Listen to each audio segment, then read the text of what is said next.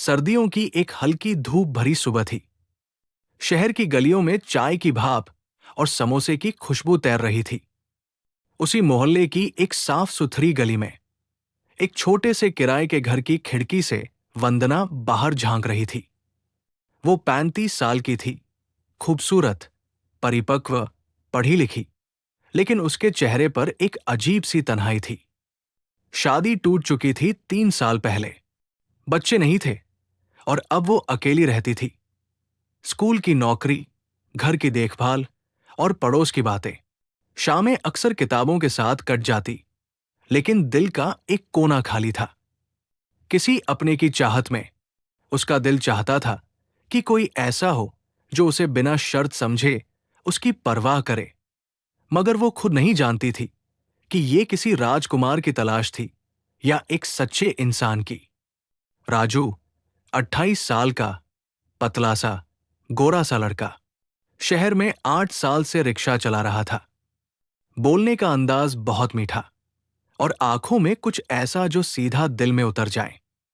वो वंदना को अक्सर स्कूल तक छोड़ने जाता था। वंदना ने कभी उसे ध्यान से नहीं देखा, लेकिन राजू उसे हर रोज देखता था, बहुत ध्यान से। मैडम जी, आज बहुत थक गई लगती है आप, वो मुस्कुराता। वंदना बस हल्के से हम कर देती, पर उसके दिल में एक हलचल सी मचती थी। राजू हमेशा स्कूल के बाद समय पर खड़ा रहता, न ज्यादा बोलता, न कम, पर उसकी आंखें बहुत कुछ कह जाती। एक दिन स्कूल से लौटते वक्त वंदना बहुत उदास थी। रास्ते में राजू ने चुप्पी देखी तो बोला, अगर बुरा ना माने तो कुछ पूछूं। वंदना ने हैरानी से उसकी तरफ देखा, फिर धीरे से बोली, पूछो। आप हमेशा इतनी चुप क्यों रहती हैं? दिल भारी लगता है कभी कभी आपको देख के। वंदना ने एक गहरी सांस ली। हर कोई अपनी लड़ाई लड़ रहा है राजू। कुछ जख्म ऐसे होते हैं जो दिखते नहीं। राजू कुछ पल चुप रहा, फिर बोला, अगर आप चाहें तो मैं एक अच्छा दोस्त बन सकता हूं। बिना सवाल पूछे, सिर्फ मुस्कुराने वाला दोस्त। वंदना की आंखों में कुछ नर्म पड़ गया। शायद तुम्हारी दोस्ती की जरूरत मुझे भी है। अगली सुबह वंदना की सहेली मधु उससे मिलने आई। तू तो अब और भी निखरने लगी है वंदना, कुछ तो चल रहा है। वंदना मुस्कुरा दी। क्या मतलब? अरे मैं भी औरत हूं। तू कुछ ज्यादा ही सजी संवरी नजर आने लगी है। कहीं वो रिक्शे वाला तो नहीं? वंदना चौंक गई। तू पागल है क्या मधु? वो एक रिक्शे वाला है और मैं एक स्कूल की शिक्षिका हूं। मधु ने उसका हाथ पकड़ा और मुस्कराई। औरत का दिल कभी स्टेटस नहीं देखता, वो बस अपना सुकून ढूंढता है। जोर से धड़कने लगा। बारिश, भीगता मन और बढ़ती नजदीकियां। एक दिन मौसम ने करवट ली। स्कूल से लौटते वक्त जोरदार बारिश शुरू हो गई।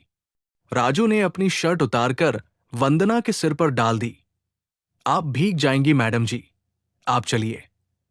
वंदना हैरान रह गई। राजू खुद भीगता रहा, लेकिन वंदना को बचाता रहा। घर के बाहर पहुंचकर वंदना ने खुद से पूछा, कोई ऐसा क्यों करता है जिसके लिए मैं कुछ नहीं हूं? उसने राजू को अंदर बुलाया। चाय पियोगे? राजू चौंक गया। मैं? आपके घर?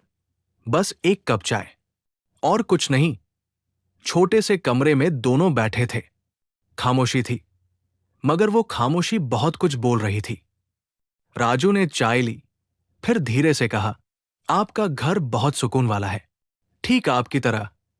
वंदना के गाल गुलाबी हो गए। तुम्हें मेरी बातों में सुकून मिलता है? आपकी आंखों में। अगर तेरे दिल में कुछ है तो खुद से मत भाग। वंदना ने कोई जवाब नहीं दिया, लेकिन उसका दिल और उस मुस्कान में जो आप खुद पर हक से नहीं करती, उसमें सुकून है। वंदना की आंखें डबडबा गई। उसने धीरे से राजू का हाथ थाम लिया। पहली बार। मुझे नहीं पता ये क्या है राजू, लेकिन जो भी है, ये मुझे अच्छा लगता है। राजू ने कुछ नहीं कहा, बस उसकी उंगलियां धीरे से अपनी उंगलियों में कस ली।